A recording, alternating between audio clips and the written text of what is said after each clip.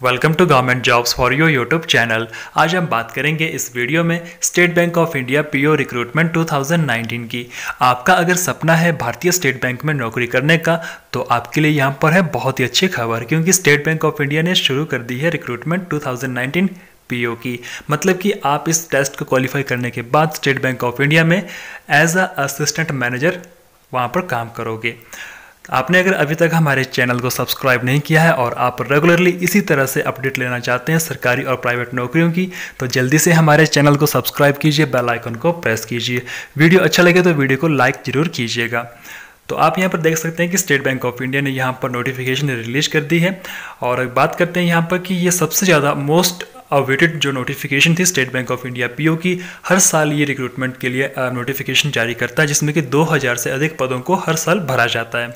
तो इस साल 2000 पदों पर ये भर्ती होने वाली है। और आपको बता दें कि इस जो एग्जामिनेशन जो इसका प्रोसीजर रहता है उसमें आपका प्रीलिम्स होता है, मेंस होता है, उसके बाद आपका group discussion, then after final आपका इंटरव्यू होगा, फिर आपको यहाँ पर सिलेक्शन मिलती है। तो बात करते हैं यहाँ पर टोटल वैकेंसीज की। तो यहाँ पर टोटल वैकेंसीज है 2000। और अब बात करते हैं यहाँ पर कैटेगरी वाइज किस तरह से डिवाइड किया हुआ है।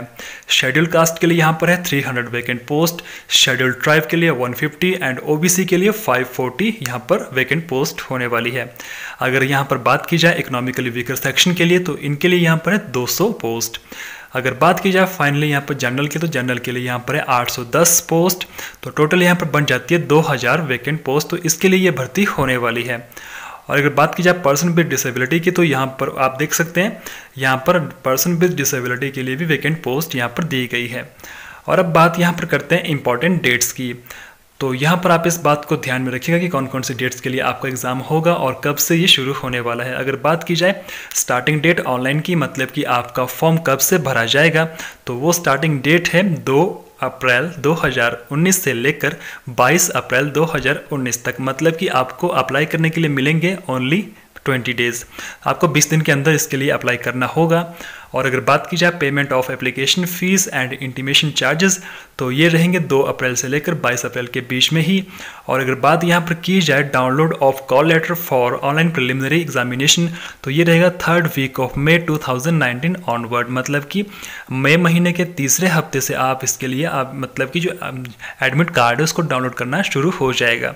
और अगर बात यहाँ पर की जाए ऑनलाइन एग्जामिनेशन की, तो आपका जो एग्ज़ाम होगा ऑनलाइन वो होगा 8, 9, 15 और 16 जून 2019 को। मतलब कि समय बहुत कम है, आपको इसके लिए प्रिपेयर करना होगा। अगर आपका सपना सच में बैंकिंग में जॉब करने का है तो आपका सपना पूरा करने की कोशिश हम लोग करेंगे। हम आपके लिए अच्छे से वीडियोस लेकर आएंगे जो कि रहेंगे मैथमेटिक्स, रीजनिंग, करंट अफेयर्स के। आप उसको पढ़ के तैयारियां कर सकते हैं। और अगर बात यहाँ पर की जाए result of online preliminary examination, तो आपका जो रिजल्ट निकलेगा वो निकलेगा 1st वीक ऑफ जुलाई 2019। मतलब कि एग्जामिनेशन के 15 से 20 दिन के बाद आपका यहाँ पर रिजल्ट आ जाएगा।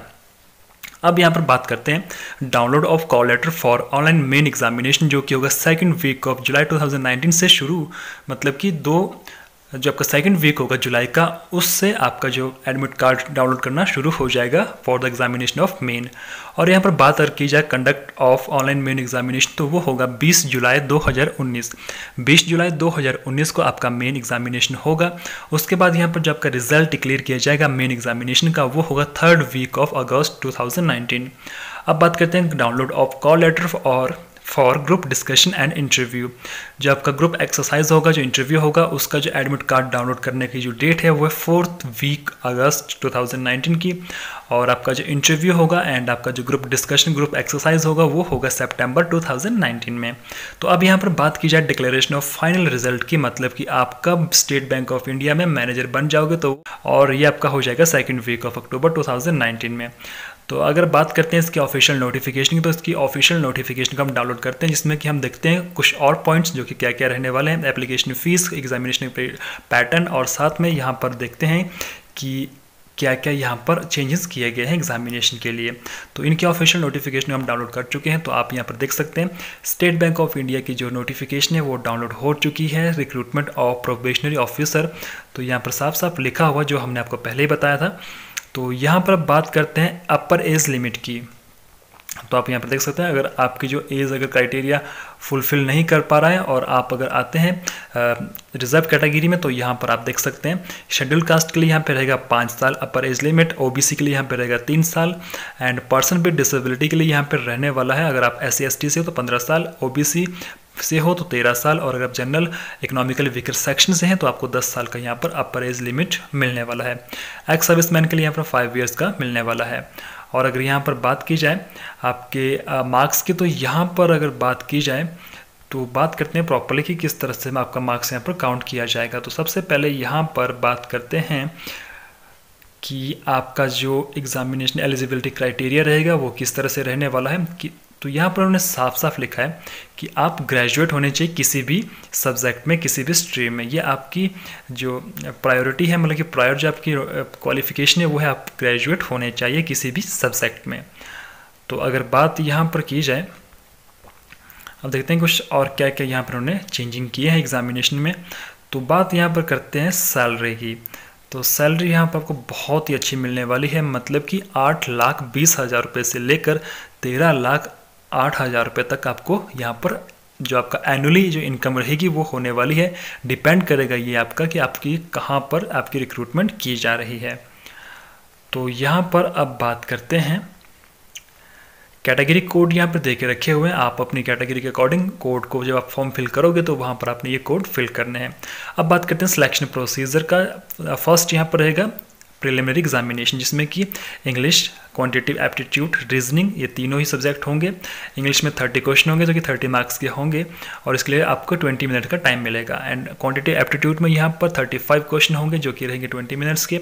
रीजनिंग एबिलिटी के यहाँ पर रहेंगे 35 क्वेश्चन जो कि रहेंगे 20 मिनट के। टोटल यहाँ पर 100 क्वेश्चन हो जाते हैं और 1 घंटे का आपके पास यहाँ पर टाइम मिल जाता है। और अगर बात यहाँ पर की जाए कि category wise merit list will be drawn on the basis of the aggregate marks secured in the preliminary examination. आपको मैं एक बात और बता दूं कि यहाँ पर सेक्शन वाइज कट ऑफ नहीं होगा। तो यहाँ पर जो आपका 100 में से अगर आप जितने नंबर आपके आते हैं उसके अकॉर्डिंग आपको यहाँ पर सेलेक्ट किया जाएगा डिसेंडिंग ऑर्डर में, ठीक है। तो यहाँ पर एक पोस्ट के लिए 10 पर्सन्स को लिया जाएगा for the test of main.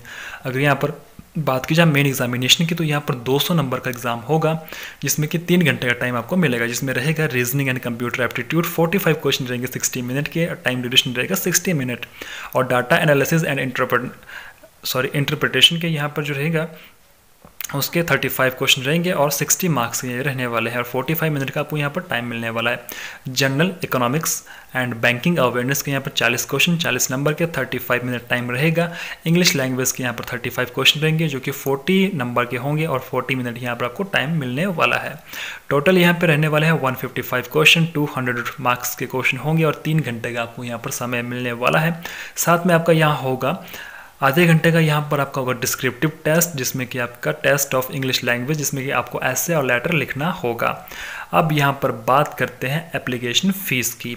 तो यहाँ पर एप्लीकेशन फ़ीस जो रहेगी schedule caste, schedule tribe and person with disability के लिए रहेगा 125 रुपीज़, जो कि रहेगा ओनली इंटीमेशन चार्ज। और अगर बात किया general economically weaker section and other backward classes के लिए, तो यहाँ पर रहेंगे 750 रुपीज़ एप्लीकेशन फ़ीस। तो ये आपका नॉन रिफंडेबल होगा। और अब बात करते हैं मेन सेगमेंट की। तो यहाँ पर है कि आप कितनी बार आपको चांस मिलने वाला है। अगर आप है general and economically weaker section से, तो आपको यहाँ पर मिलेंगे 4 चांसेस अप्लाई करने के लिए। अगर आप हो general economically weaker section, person with disability, तो आपको यहाँ पर मिलेंगे 7 चांस। और अगर आप हो ओबीसी से, तो आपको यहाँ पर 7 बार आप इसके लिए अप्लाई कर सकते हैं। अगर आप हो ओबीसी पीडब्ल्यूडी मतलब कि पर्सन विद डिसेबिलिटी, तो आपको यहाँ पर 7 चांसेस मिलने वाले हैं। अगर आप शेड्यूल कास्ट, शेड्यूल ट्राइब से, तो आपको यहाँ पर कोई भी यहाँ पर लिमिट नहीं है। आप जितनी बार चाहें, जब तक आपकी एज ना होती तब तक आप इसके लिए अप्लाई कर सकते हैं। और अप्लाई करने के लिए मैंने आपको पहले कहा था कि आप इसके लिए कल से अप्लाई करना आज से अप्लाई करना शुरू कर देंगे। आज 2 अप्रैल है, तो आप अभी इसी के लिए अप्लाई कर सकते हैं। अगर आपको अभी अप्लाई करना तो आप अप्लाई कर सकते हैं। अगर आप इसके लिए करंट अफेयर्स वगैरह पढ़ना चाहते हैं, तो आप हमारे चैनल को सब्सक्राइब कीजिए, क्योंकि वहाँ पर आपको रेगुलरली बैंकिंग से रिलेटेड जितने भी करंट अफेयर्स के क्वेश्चन बनते हैं वो आपको यहाँ पर मिलेंगे। और अब बात करते हैं एग्जामिनेशन सेंटर की। अगर बात आप करें, आप अगर हिमाचल से हो, तो यहाँ पर बद्दी, बिलासपुर, धर्मशाला, हमीरपुर, कांगड़ा, कुल्लू, मंडी, शिमला, सिरमौर, सोलन, ऊना, यहाँ पर आपके सेंटर रहेंगे। ये रहेंगे प्रीलिम्स के। अगर बात करें मेंस के, तो मेंस के आपके जो सेंटर रहेंगे वो रहेंगे आपके शिमला एंड सोलन। अगर आप अन्य स्टेट से आते हो तो आप यहाँ पर देख सकते हैं कहाँ कहाँ आपके यहाँ पर एग्जामिनेशन सेंटर होने वाले हैं। तो आज की इस वीडियो में सिर्फ इतना ही। प्रिपेयर करना शुरू कर दीजिएगा, हार्ड वर्क करना शुरू कर दीजिएगा, क्योंकि एग्जामिनेशन के लिए समय बहुत कम है।